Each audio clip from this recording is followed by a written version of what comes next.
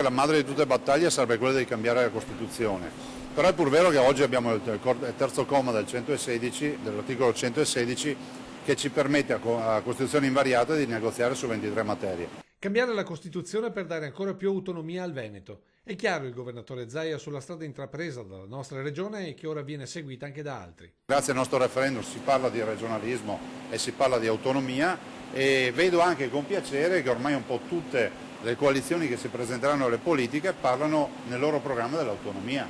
Del resto non potrebbe che essere così, visto e considerato che c'è Veneto, c'è Lombardia, c'è Emilia Romagna, c'è Liguria, c'è Campania, c'è la Puglia, per cui tutta l'Italia pian piano per la proprietà transitiva diventerà autonoma. A gennaio verrà definito il percorso per ottenere le prime 5 materie, tra queste il governatore ha particolarmente a cuore il tema del lavoro, per il quale, oltre alla formazione e all'aggiornamento, chiede a imprese e lavoratori di pensare alla Veneta. È fondamentale affrontare questo problema da Veneti in Veneto, per tutti quelli che sono qui in Veneto, perché abbiamo 175.000 persone in cerca di lavoro, tra i quali sono molti giovani e molti over 50. E quindi penso che un abito sartoriale su misura anche al mercato del lavoro con l'autonomia vada fatto. Del resto le regioni che lo fanno hanno bei risultati.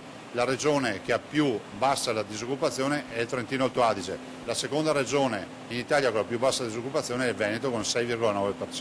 E per chi in tema di autonomia ha invece deciso di cambiare, arriva inevitabile il monito. Ho sentito dire per anni che Sappada se ne va per fatti culturali e allora prendo atto dei fatti culturali, però dico anche che Sappada secondo me non è andata in Friuli. Sappada apre gli occhi e è andata in Carnia, quindi si renda conto della grande avventura che sta per intraprendere.